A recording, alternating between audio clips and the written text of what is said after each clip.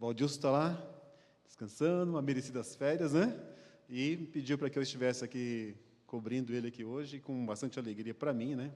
É uma alegria sempre poder estar numa classe assim, compartilhando a palavra com os irmãos. Porque de tudo que eu já fiz na vida, eu acho que a coisa que eu mais gosto é estar conversando sobre a palavra de Deus. Graças a Deus, Deus tem me dado essa alegria, né, de a gente encontrar prazer na palavra dele. E eu creio que os irmãos também têm essa satisfação. A prova é que estão aqui hoje, né? Um domingo, um friozinho desse, e os irmãos estão aqui. Amém? Tem um versículo maravilhoso lá em Neemias 4:20, que eu vou recitar ele aqui agora. Quando ouvirdes, aonde ouvirdes o toque da trombeta, ali ajuntais. Então, os irmãos que puderem, ocupem aqui esse lado aqui à esquerda, tá bom? Para a gente ficar mais pertinho.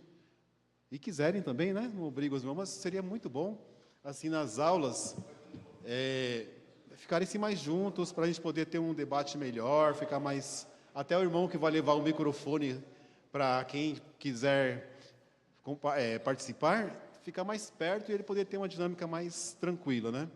E também fica bonito, irmãos, olha, presta atenção, fica bonito para quem está lá em casa ver a sala, porque eu, particularmente, quando eu vejo assim uma aula, os irmãos lá e para cá, eu acho tão feio, eu acho feio,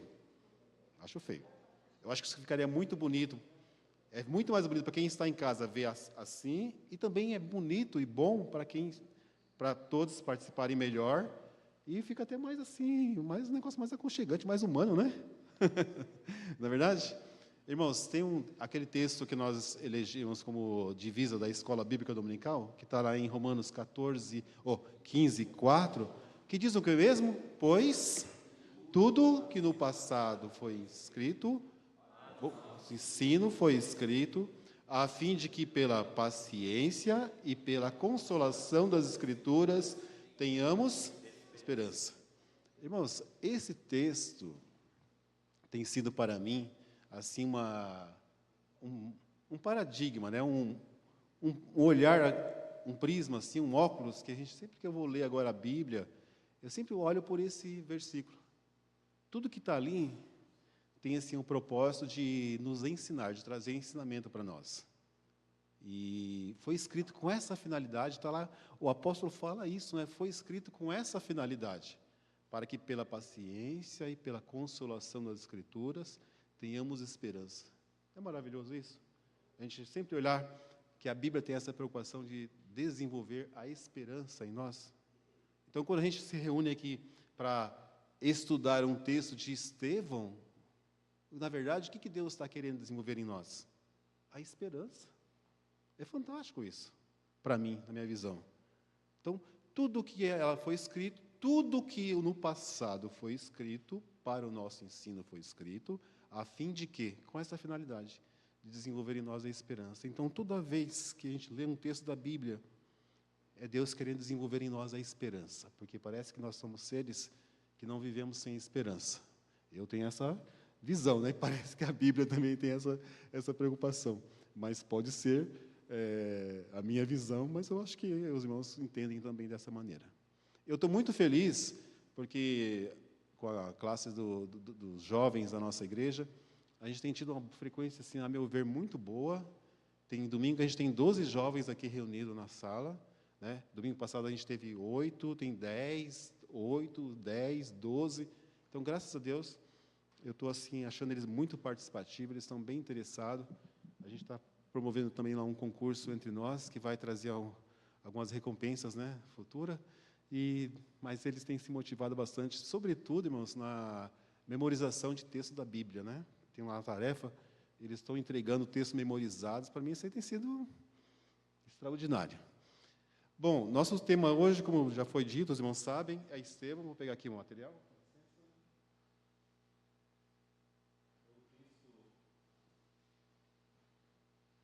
Estevão, o Wanderson já nos fez o favor de fazer a leitura juntamente com os irmãos. Deixa eu abrir daqui.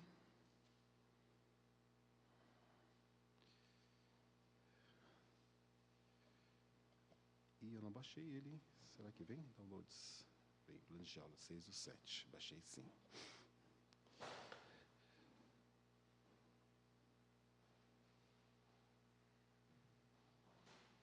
Eu coloquei apenas alguns slides aqui, só para nos orientar.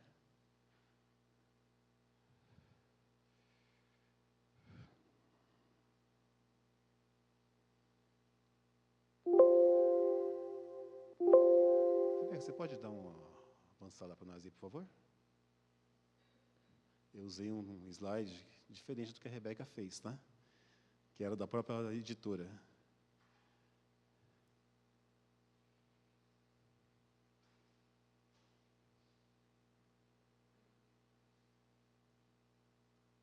Não está passando.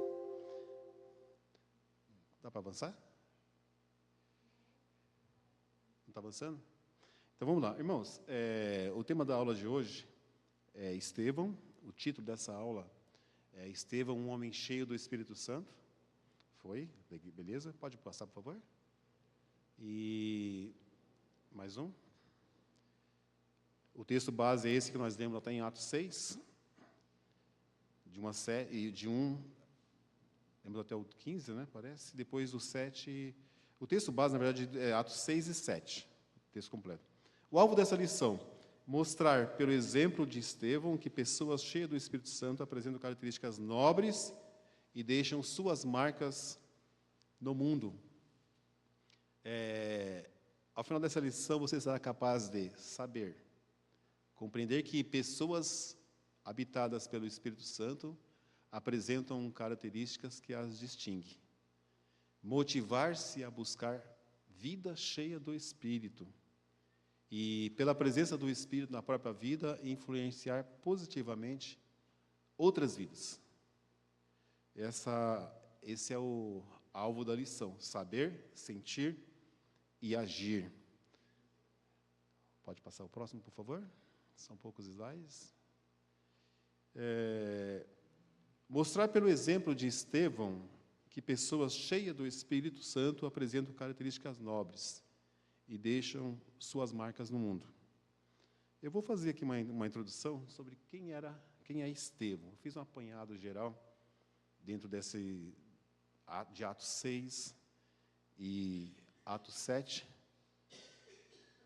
e ali a gente construiu um pouquinho desse personagem chamado Estevão.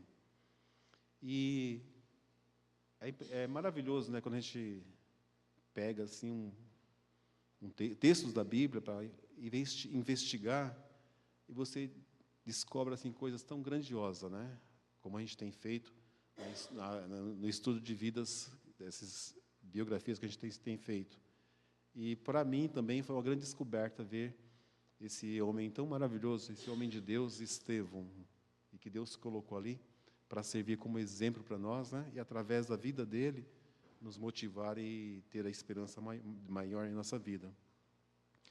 Eu vou fazer uma geral aqui, depois a gente vai propriamente estudar alguns tópicos da Bíblia, e enquanto eu estiver colocando aqui, se algum irmão quiser fazer alguma colocação, fica à vontade, tá bom? Depois a gente vai, a partir na parte B aqui, a gente vai conhecer nas Escrituras três características de Estevão, tá? Mas eu estarei fazendo aqui uma introdução, e os irmãos ficam à vontade para perguntar, para colocar a sua posição, tá bom? Tudo isso aqui foi olhando para a Bíblia, é um resuminho sobre esse perfil do homem chamado Estevão, que a Bíblia coloca. Era um judeu helênico, membro da primeira igreja cristã em Jerusalém. Quase que dá para colocar aqui, primeira igreja batista em Jerusalém, né? Mas não tive essa coragem, não. Mas alguns colocam, né? Mas era membro da primeira igreja, alguns vão dizer que sempre que a igreja ali era a igreja batista, né? Mas eu não tive essa coragem, não. Mas foi um membro da primeira igreja, mas era a igreja mais próxima da igreja batista, com toda certeza. E ele era membro daquela primeira igreja. E por que ele era helênico? Quem é que sabe dizer por que Estevão era helênico? O que quer dizer que Estevão era helênico? Ele era um judeu helênico.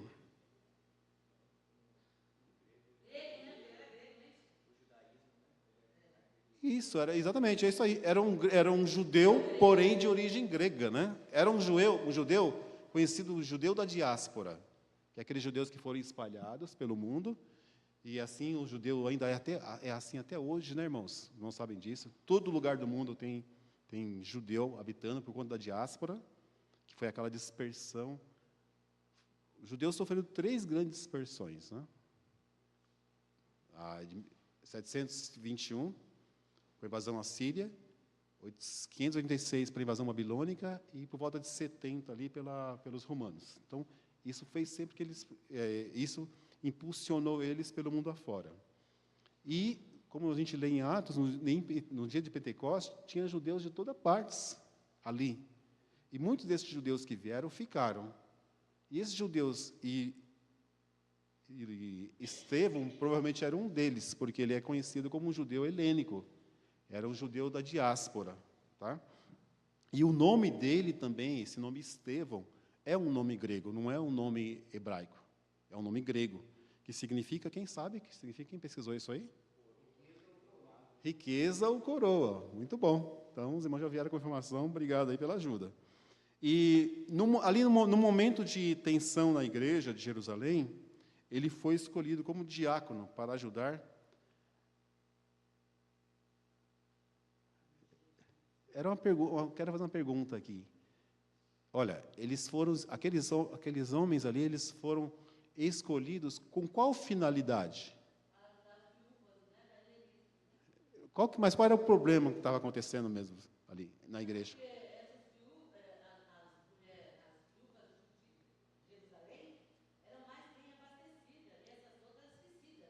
Legal. Mas, irmãos, se a gente ler o texto, é havendo murmuração. Né? Mas a causa era isso mesmo, irmã Emília. Está certinha. A causa era a murmuração. Rebeca, a gente está ainda na introdução, tá? Se você puder manter lá, por favor. E esses homens foram escolhidos ali com essa finalidade, né? De fazer a distribuição. Sim, todos aqueles 6 ali, eles eram helênicos, né? Porque o problema estava no lado helênico da igreja, dos judeus helênicos. Então, ele foi escolhido, ele foi um dos escolhidos ali para ajudar na distribuição das questões de atendimento da questão social da igreja e atuar no sentido de eliminar a murmuração, né? Ele tem grande destaque no Novo Testamento, é autor do discurso mais longo do Novo Testamento. Se você pegar o capítulo 7, com 60 versículos, de um discurso só, nenhum personagem do Novo Testamento tem um discurso tão longo como esse. São 60 versículos. É difícil pegar de ponta a ponta ali, creio que os irmãos leram, né? E ele conta toda a história de Israel, faz um resumo fantástico, e, por fim, ele faz uma grande aplicação. Eu não sei nada da história de Israel, só sei o capítulo 7 de Atos. Olha, já sabe o essencial, não é verdade? Então, quem não sabe muita coisa sobre a história de Israel assim, de forma sintética, a história bíblica do povo de Israel. Mas for no capítulo 7 de Atos e ler o capítulo 7 todo, entender ali, já tem um conhecimento bem estruturado da história completa do povo de Israel. Então, é uma grande coisa isso aí. Eu acho que vale muito a pena investir nesse projeto aí. Era uma pessoa... Assim, o texto, Atos 6, 8 e 9, 6, versículo 8 e 9, diz que ele era homem prático, hábil na obra social e grande evangelista. E também era uma pessoa de boa reputação, cheio do Espírito Santo, de sabedoria, está em 6,3, também cheio de graça e poder. Puxa vida, hein? Que modelo para nós esse homem, né? Era tudo de bom que tinha esse homem.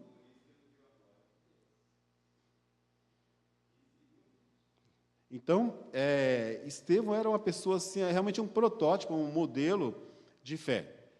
Boa reputação, cheio do Espírito Santo de sabedoria, também cheio de graça e cheio de poder.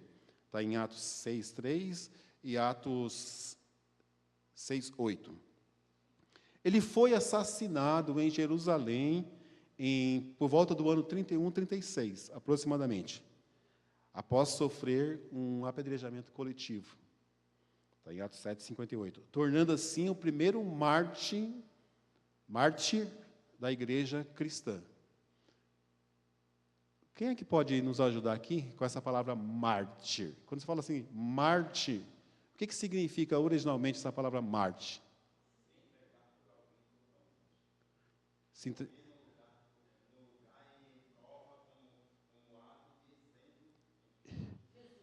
Então, mas essa palavra ela tem um significado diferente desse, mas ela acabou tendo essa finalidade, acabou prevalecendo o sentido de alguém que morre por uma causa.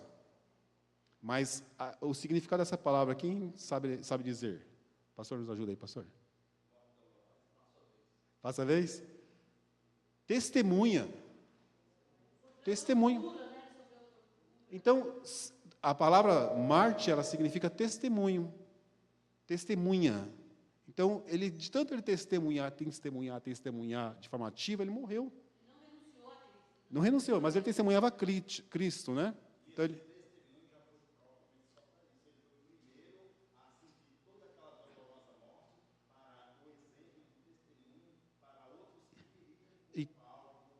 então, o significado original de falar que alguém é mártir, ele é uma testemunha fiel. E daí ele morreu por ser uma testemunha fiel. Mas, só que aí, irmãos, a palavra perdeu o sentido original dela de testemunha e passou a significar isso, né? Morrer por uma causa. Então, ele foi a primeira testemunha que morreu assim pelo Evangelho de Cristo, depois de Cristo, né? Primeiro foi Cristo, depois foi ele, ali dos que está registrado nas Escrituras.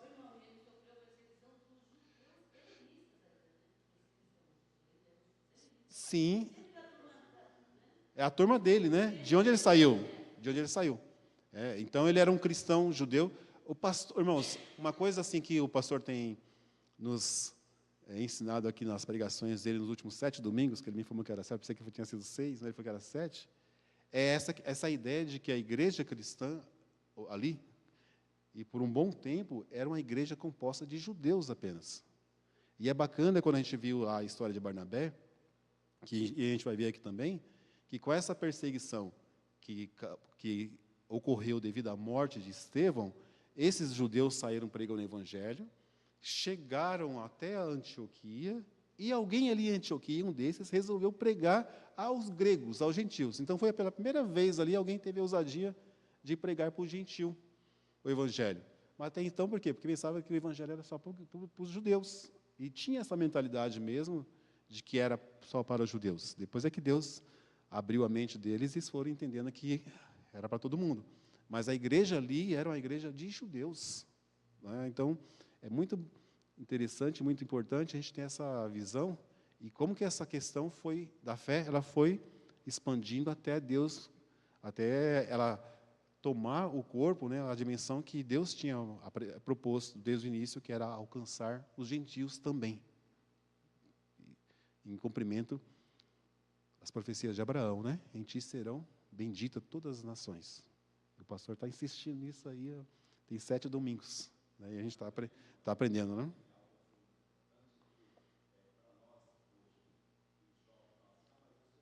Espera um pouquinho, Valmir. Davi, nos ajuda nessa parte aí do microfone, só para que os irmãos também possam... Se o irmão... por favor, Davi, pode ser, Davi? Aí levanta a mãozinha, aí o Davi vai nos ajudar, tá bem?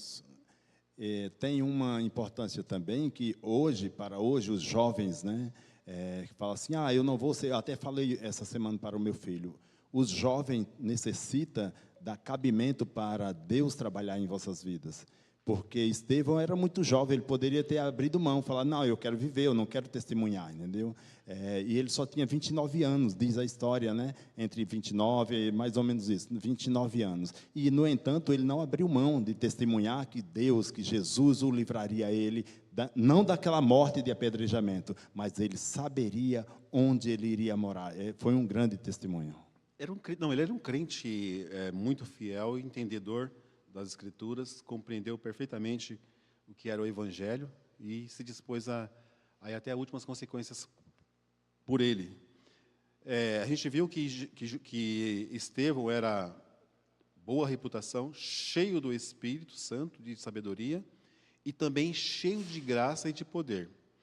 Eu vou fazer aqui, irmãos, uma breve recapitulação da doutrina do Espírito Santo, para a gente poder, quando eu pensar assim, o que Estevão era cheio do Espírito Santo, a gente saber um pouquinho mais, entender um pouquinho melhor isso. Então, vai ser bem, vou só estar citando, tá? Não vamos ler os textos, mas vou estar fazendo a citação deles. E os irmãos que eventualmente quiserem, depois eu posso fornecer para você. Tá?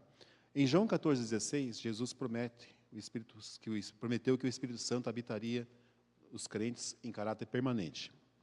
Em João 7, 37 e 39, vemos que que o Espírito Santo é um dom dado a todos os crentes em Jesus, sem exceção, e nenhuma condição é imposta a isso, a não ser a fé em Cristo.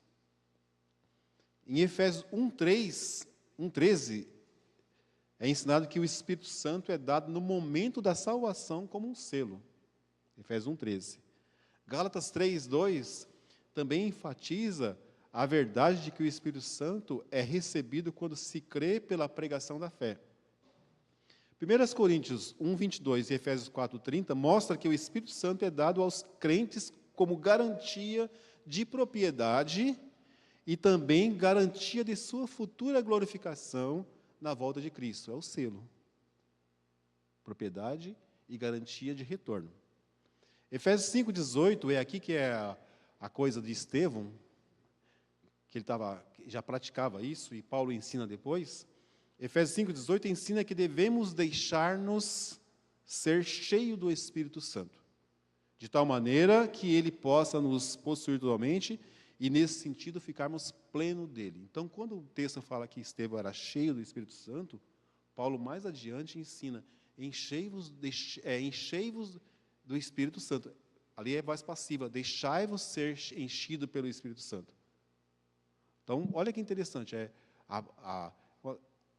Estevão cheio do Espírito Santo, e mais adiante o apóstolo ensinando doutrina de enchimento do Espírito Santo, e talvez até tendo como exemplo, porque foi um exemplo para ele, na vida dele, o próprio Estevão, como a gente vai ver daqui a pouco.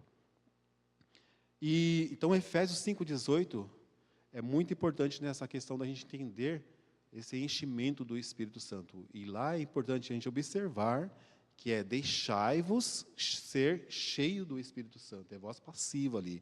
Nós permitimos que o Espírito nos encha. É muito bonito isso. Efésios 4:30 mostra que ele sela cada crente e pode se entristecer por causa da desobediência a Deus. E 1 Tessalonicenses 5:19 mostra que a desobediência reiterada pode levar à extinção de sua atividade dentro de nós. Irmãos, a desobediência reiterada pode levar à extinção do Espírito em nossa vida. É uma possibilidade. Que ele talvez nem vai sair, mas ele vai ficar tão abafado, que não vai ter voz. Nossa consciência não vai ouvir mais ele. O pastor falou ali, não vai ter espaço nenhum. Então, ele pode ser, o texto fala, extinto. Já pensou? Um crente com o Espírito Santo extinto na vida dele? Não, Anderson, essa é a palavra. Atingiu o mundanismo. É o mundanismo. Então, nessa questão da extinção do Espírito, quando ele chega a ser extinto, é o mundanismo, tomando conta de forma... Aí, já a questão da consciência está tão recalcada pelo pecado, que já não escuta mais a voz do Espírito. Irmãos, é uma situação que temos que ter, assim, pavor dela, e olhar com muito carinho para Efésios 5:18, mas enchei-vos do Espírito. Amém, irmãos? Então, se você está aqui hoje, nessa manhã, preocupado em estar estudando a palavra de Deus, você está no caminho certo do enchimento do Espírito.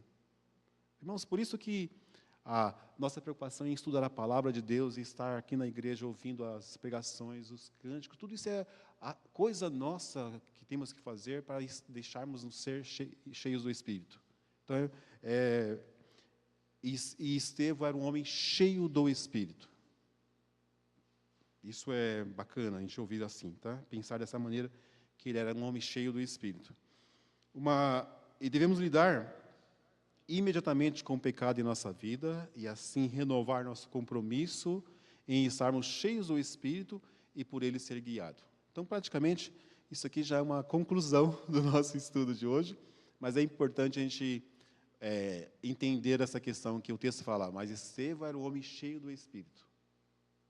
E Paulo ensina a doutrina depois, deixai-vos ser cheio, ou enchei-vos do Espírito, em Efésios 5:18. É bacana a gente observar isso aí. Agora vamos lá, conhecendo Estevão nas Escrituras, eu vou pedir a ajuda do irmão para ler comigo aqui. Nós vamos estar olhando três características aqui, tá? Era uma pessoa de boa reputação, cheia do Espírito e de sabedoria. Vamos ler, quem é que pode ler Atos 6, 3 e 5? Davi vai dar o microfone para você, tá? A irmã Miriam, lê para nós, por favor. Atos 6, versículos 3 e versículo 5, irmã Miriam, por favor.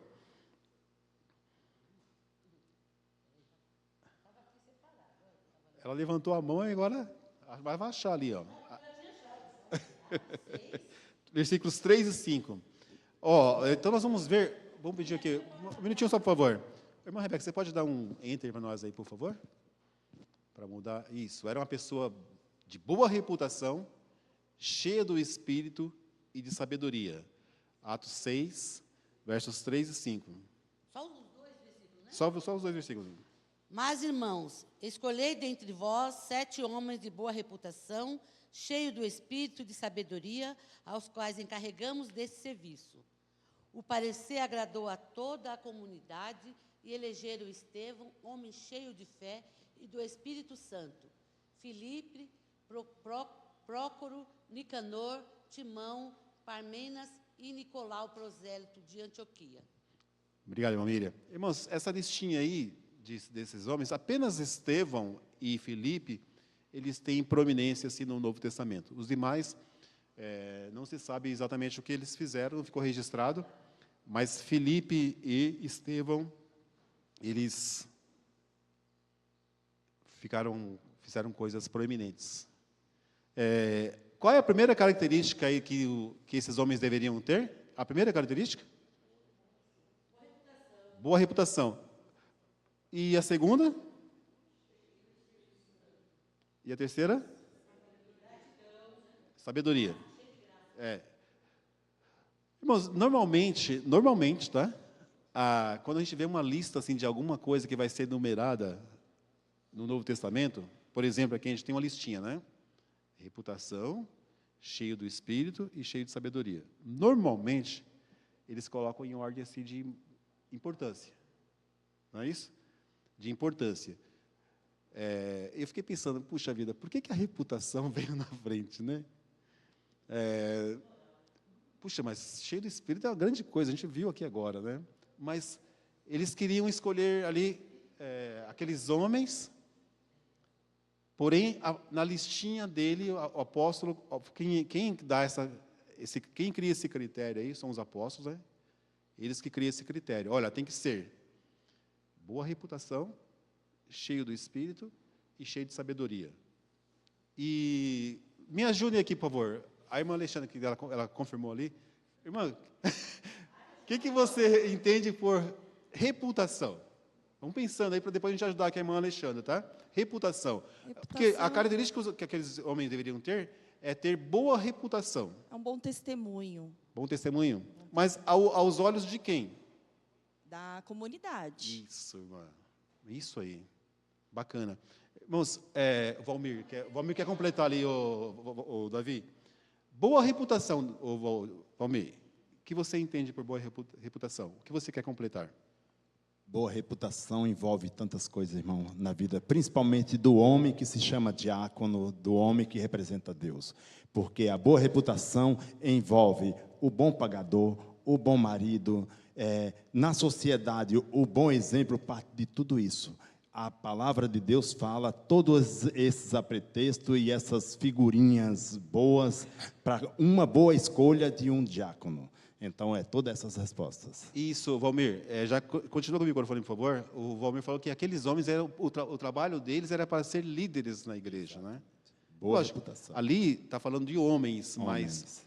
ali toda liderança requer essa característica, né? Sim. E é impressionante, é bacana e é coisa boa que a gente vê que o apóstolo ele criou no critério que ele estabeleceu, ele coloca a reputação como em primeiro lugar. Não falou assim, tem que ser cheio do Espírito. Escuta só, irmão. Não é que irmãos, por mais que a gente sabe que uma coisa vai levar a outra coisa, não é isso? Ser cheio do Espírito vai fatalmente desembocar numa boa reputação. Sim. Mas primeiro tinha que ter a reputação. Por quê? Porque não ia fazer um trabalho, como o irmão Alexandre colocou, aos olhos da comunidade. O trabalho seria para a comunidade, né? E aos olhos da comunidade tinha que ser de boa reputação. E ele coloca como primeiro lugar a reputação. E cheio do Espírito e depois de sabedoria. Essas três coisas elas se misturam. Isso, mas para ter para o Senhor ou a mim ou qualquer um dos irmãos aqui ser cheio do Espírito, tem que haver primeiro aquela localidade fértil que é essa reputação. A pergunta é: alguém pode ter boa reputação e não ser cheio do Espírito? O que você acha? Eu acho que a vontade de Deus é unânime e a palavra de Deus é que responde. Fala que o Espírito sopra onde Ele quer.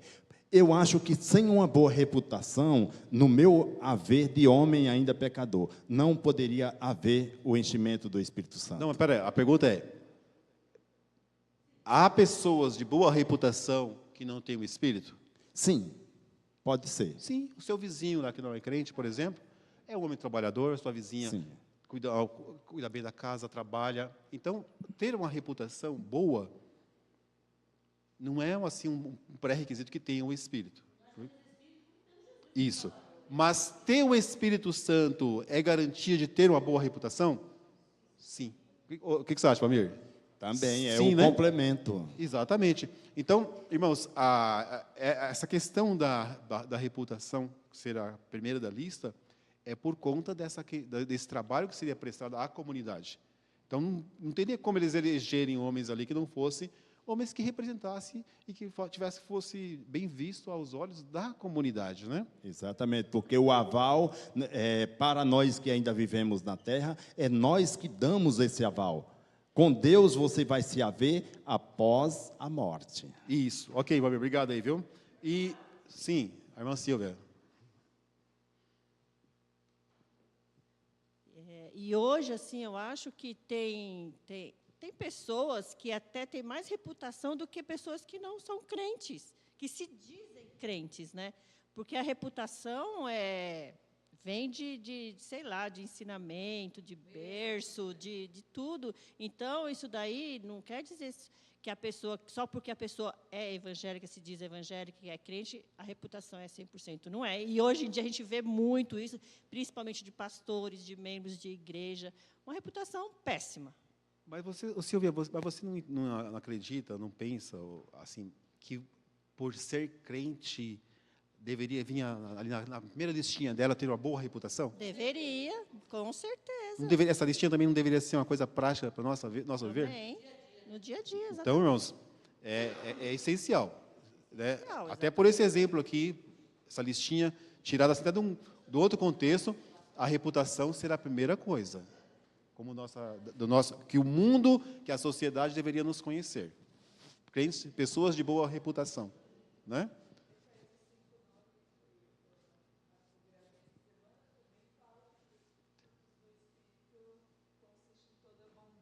Justiça e verdade. Então, complementa isso, né?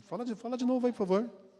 Em Efésios 5:9 diz: pois os frutos da luz ou do Espírito consistem em toda bondade, justiça e verdade. Então, começa com bondade também, que tem a ver com uma boa reputação, né? Já que você já está com o microfone e está com a Bíblia, então leia, por favor, Gálatas 5, 22 e 23, que é essa outra característica de Estevão, que era cheio do Espírito. Gálatas 5, 22 e 23.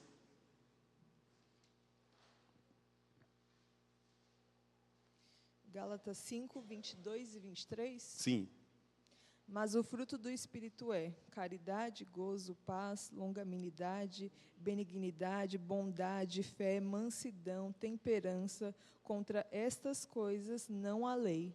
Será que a gente pode pensar que quando o texto fala que Estevão era um homem cheio do Espírito e que ele gozava de boa reputação, é porque aos olhos da comunidade ele manifestava essas características aí?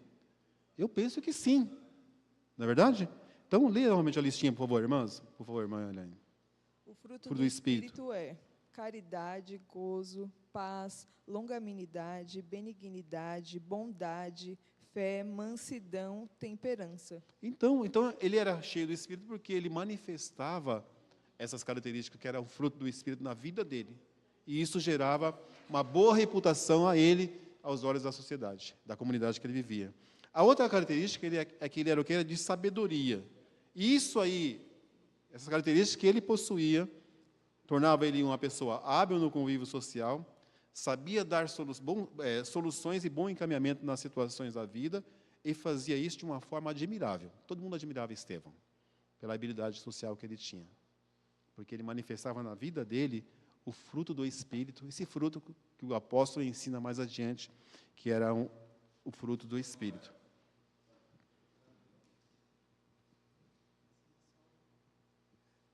Também há algo assim bem visível, né? Como ele tinha todos esses pretextos de qualidade mediante a palavra de Deus, ele também foi quem indicou a Paulo a ser o grande homem, o grande pregador e o maior ganhador de alma. Ele fez o quê, irmão? Desculpa. Ele indicou, como liderando o que ele era, após ele que foi o precursor de Paulo. Ele indicou a Paulo para ser o Paulo que ele foi. Estevão? Estevão.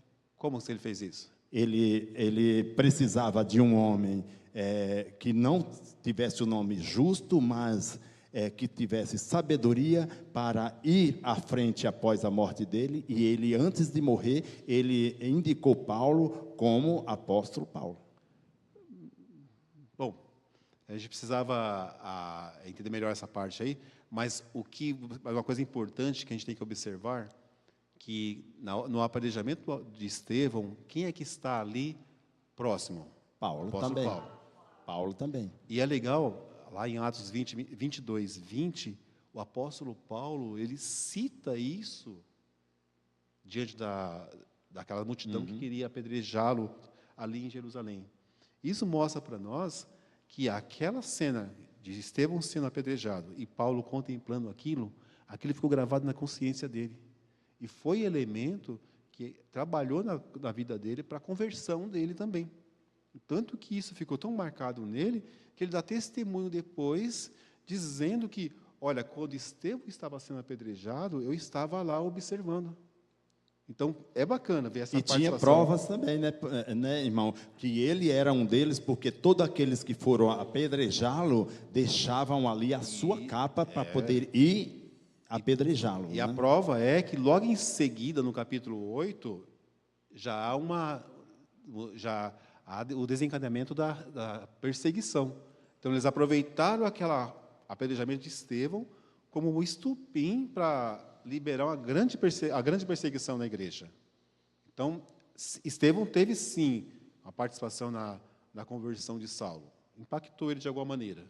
E aquilo ficou na consciência dele, ajudou a criar uma consciência cristã, o apedrejamento dele. Nesse sentido que eu vejo, tá? Mas a gente precisa entender melhor depois essa posição do irmão aí sobre isso. Gostaria de ver.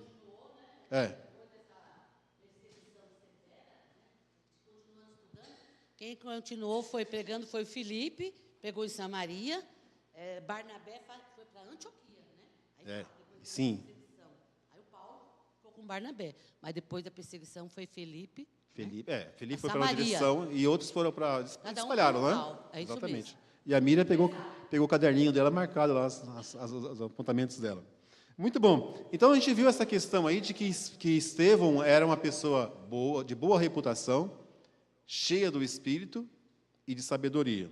Agora, vamos ver uma outra característica dele, que ele era uma pessoa que conhecia bem a Bíblia, as Escrituras, que tinha na época, que eram as Escrituras do Antigo Testamento. E quando E ele, nesse discurso longo dele de 60 versículos, que está ali no capítulo 7, ele faz toda uma retrospectiva da história de Israel. Por isso que é um resumo muito bacana, para que a gente possa entender. E ele demonstrou isso, e ele falou isso, como a gente pode ver lá no início do capítulo 7, diante do Sinédrio. Então, a multidão pega ele, leva ele para o Sinédrio e começa a acusá-lo falsamente, como a gente vê ali no texto. E o discurso dele, vamos fazer uma divisão aqui do discurso dele em 3. Rebeca, você pode mudar, por gentileza? O próximo. Isso. Esse conhecimento que ele tem das Escrituras no Antigo Testamento está em Atos 7, de 1 a 60. Nós não vamos ler esses 60 versículos, porque senão a gente vai gastar aqui nossos próximos 20 minutos só lendo.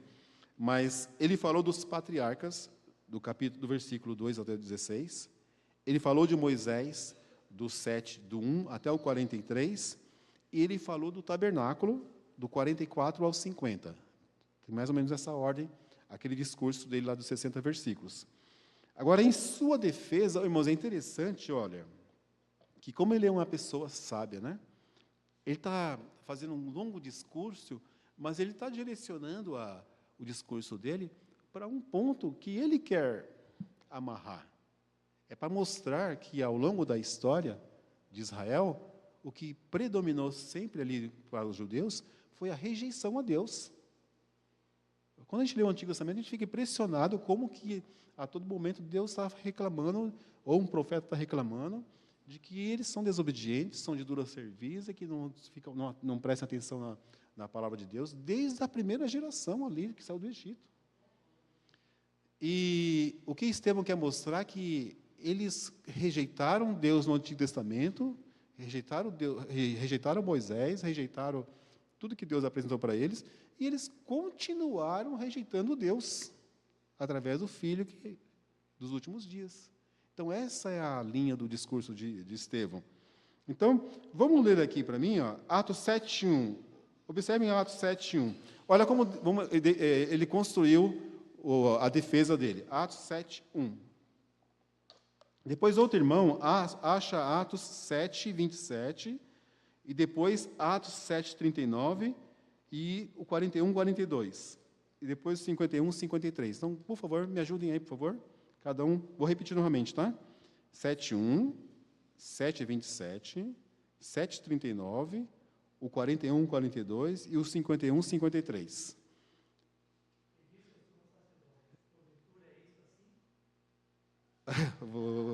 Macarrão, leia no microfone, por favor. Atos 7:1. Macarrão está lendo. Então, ele aparece diante dos sacerdotes.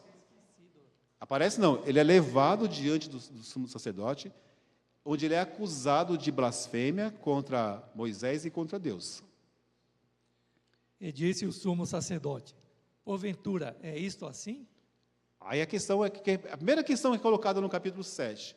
O sumo sacerdote pergunta: Estevão, é verdade o que está sendo dito? Então, ao invés dele mostrar, não é nada disso, eu estava só tentando explicar para eles aqui que o Evangelho ele não vai por essa linha. Ele vai pela linha de contar como eles rejeitaram Deus ao longo da história. A questão é a rejeição de Deus. Tá? Então, me ajuda aí quem tem o 27, 7 e 27?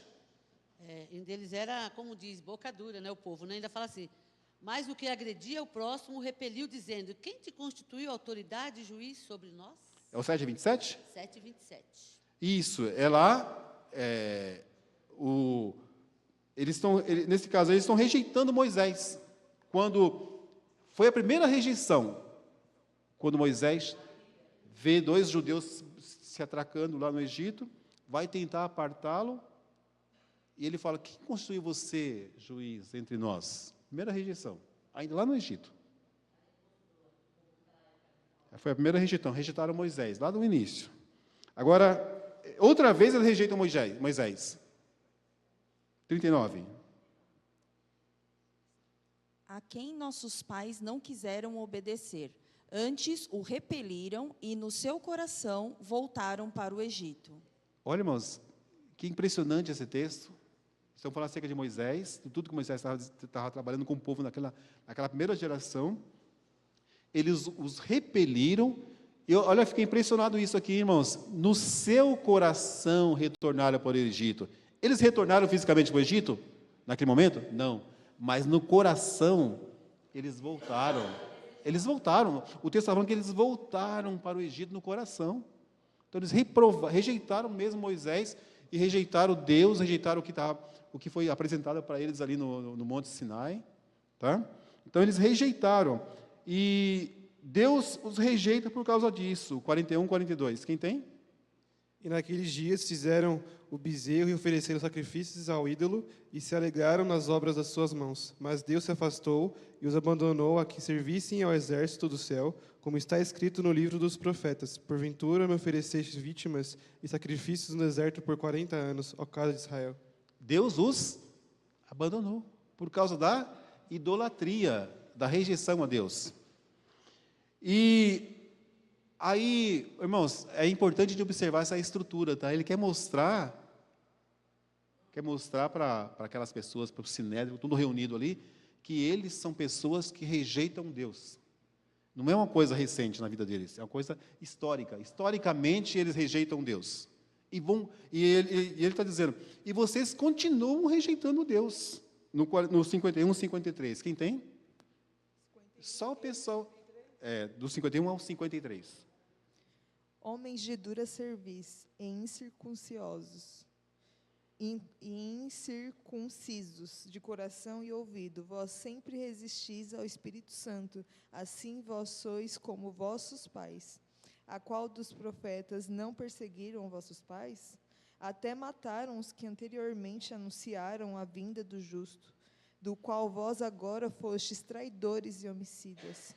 Vós que recebestes a lei por ordenação dos anjos e não aguardastes. Aquela geração está fazendo algo diferente do que os pais delas fizeram? Nada. Não estão fazendo nada de diferente, porque eles são incircuncisos de coração. Qual é a primeira característica que eles têm aí, Irani? O versículo que você leu inicia classificando eles como? Dura cerviz e incircuncisos de coração.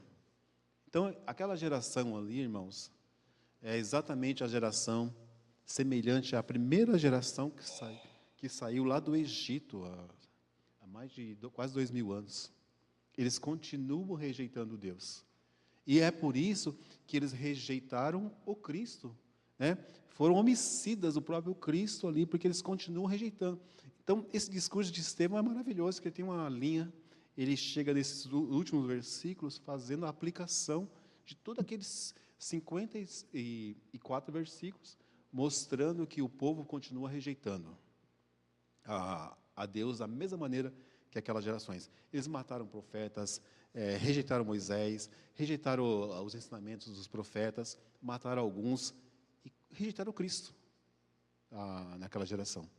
E a aplicação que ele faz é essa, de continuam rejeitando o Messias por serem circuncisos de coração e de dura cerviz. Tá? É essa a aplicação. O povo gostou desse elogio? O que fizeram com Cristo? Há poucos dias atrás, né, alguns dias atrás, já pegaram Estevão e já fizeram com Estevão da mesma maneira. Então, aí a gente entra para um próximo ponto aqui, que Estevão era um homem cheio de coragem, esperança e amor. Antes de mudar aqui, alguém quer comentar alguma coisinha sobre isso? Sobre o discurso de Estevão?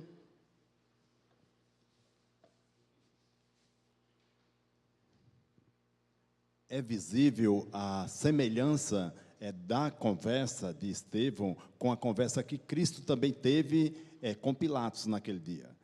Ou seja, Cristo não estava ali para convencê-lo que tivesse misericórdia dele, mas sim que fossem justos. E, no entanto, eles foram injustos. A mesma coincidência que está havendo agora, mais na frente, com Estevão. Estevão não estava ali dizendo, tenha misericórdia de mim. Não, ele estava inciso ciente de que ia morrer, mas ia morrer por uma boa causa, porque aqueles infelizes estavam enfurecidos, porque ele estava cada vez ouvindo a verdade mais e mais, mas para o mentiroso, para o ignorante, quanto mais você fala a verdade, mais ele se irrita contra você. E foi isso que houve com aqueles tais homens. Valmir, você viu que eles estavam insensíveis, né? Insensíveis, E impliquentos. nem por isso Estevão deixou de dar testemunho. Não. Então, irmãos, é importante a gente observar esse discurso de Estevão. Não foi um discurso em defesa própria. Ele foi um discurso de testemunho, Indignação com o passado que já tinha havido. de né? testemunho contra aquelas pessoas ali. Exatamente. De testemunho contra elas, mostrando como elas são duras de coração, eram difíceis, não aceitavam Deus, não queriam Deus. Exatamente. E não quiseram Deus. E continuavam não querendo Deus. Foi pela repugnância do povo de não querer a Deus é que Estevão foi até mais à frente, indignando mais eles ainda, querendo eles, que fosse eles espiritual, como ele também estava sendo. Ele foi uma testemunha da verdade? O Estevão é testemunho da verdade. Testemunha da verdade, não uma testemunha de defesa própria dela, né? Entendeu? Pastor, palavra, por favor. Pastor, me ajuda aí, pastor. Nos ajuda aí, pastor, Você por não precisa favor. de ajuda não, meu querido. Você está indo bem. Irmãos, eu só queria chamar a atenção, me perdoe aqui tomar a palavra para dizer. Imagina. Eu acho que as 3 qualificações que o versículo 3 do capítulo 6 dão, e a primeira delas lá, que é boa reputação, a palavra reputação, ela vem da raiz de martírio, né? Que é marturel. É ser uma testemunha, dar testemunho, afirmar ter visto, ouvido ou experimentado algo. Então, eu creio que o testemunho, assim como dos profetas, o testemunho de Estevão, essa boa reputação que ele tem, é por quê? Porque tudo aquilo que ele aprendeu, ele vai discursar e ele vai dizer, gente, está evidente o que está acontecendo, assim como foram os profetas que ele cita aqui, né? Então, a boa reputação está ligado ao testemunho, realmente ao testemunho. E ele é um homem cheio do Espírito Santo, porque para falar aquilo que é verdadeiramente a palavra de Deus, como ela é, você tem que ser cheio do Espírito Santo. Então, não, vamos fazer aqui só pessoal, calma aí, não é bem assim, tal, não. Ele Amenizou, mesmo né? que custe a vida, Não contemporizou. não contemporizou, e ele foi lá, então está aí o porquê que ele é esse homem de boa reputação, cheio do Espírito e de sabedoria. Poxa, o pastor lembrou uma coisa importante, a raiz da palavra reputação. Então, está muito ligado também essa questão da... O que você viu, né? O que você aprendeu, né? Do que viu, né?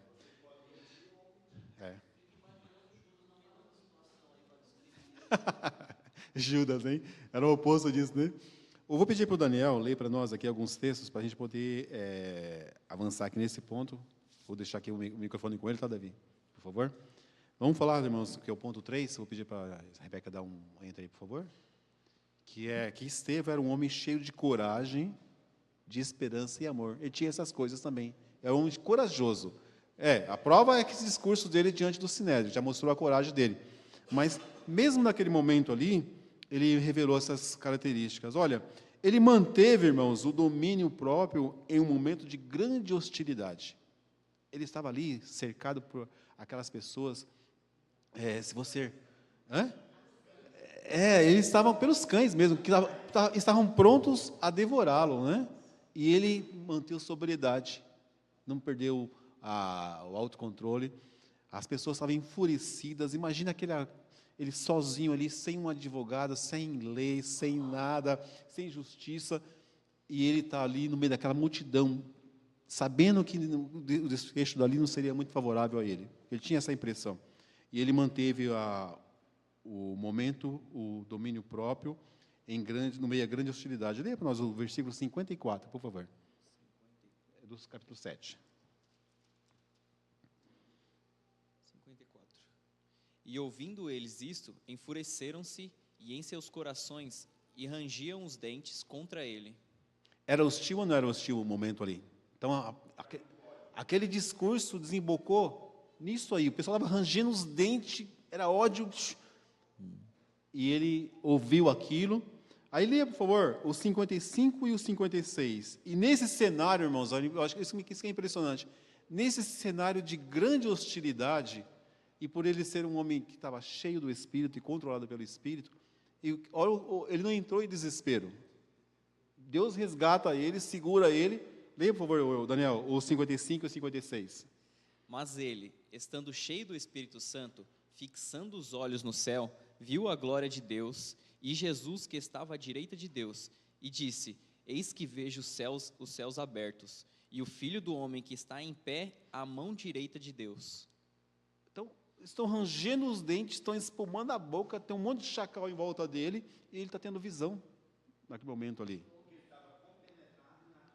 É Deus sustentando ele e revelando coisas gloriosas para ele naquele momento de desespero. Desespero não, né? De agonia, de hostilidade. E isso aí ajudou ele ou prejudicou mais ele? Não, a vista dos que estavam ali. Prejudicou, porque agora está dizendo que está vendo Deus, imagina.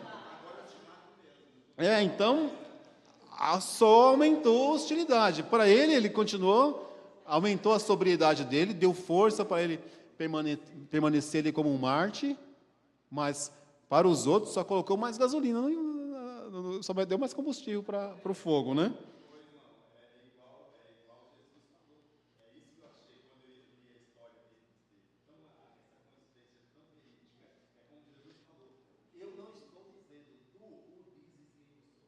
Não, a história de Estevão, ele vai lá repetindo muitas coisas de Jesus, né? E leia, por favor, o 59. E apedrejaram a Estevão, que em invocação dizia: Senhor Jesus, receba o meu espírito. Irmãos, como que está chovendo pedra em cima dele e ele está orando ali? Senhor Jesus, receba o meu espírito. Receba o meu espírito. Está chovendo debaixo de pedra. É isso que a gente tem que entender. Como é que ele estaria reagindo? Ele não entra em desespero, ele não está agoniado, ele está contemplando a glória eterna, né? Há pouco tempo atrás, o rosto dele era um rosto como que de anjo. Então, aquele negócio do rosto do anjo acompanhou ele até o final, e ele contemplando a glória do Senhor, e as pedras chovendo em cima dele, tuf, tuf, tuf, tuf, tuf, e ele calmamente, né, Senhor Jesus. E apedrejaram Estevão, invocando dizia: Senhor, receba o meu espírito.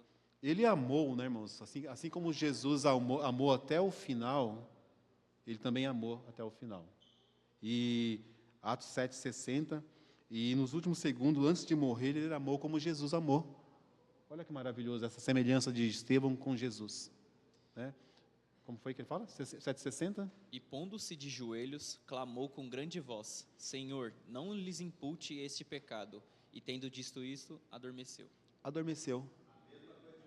O mesmo Jesus, perdoa-lhes porque não sabem o que faz. Senhor Jesus, não lhes impute esse pecado. Não é bonito isso? Adormeceu. Né? Que forma bonita que a Bíblia fala, morreu, né?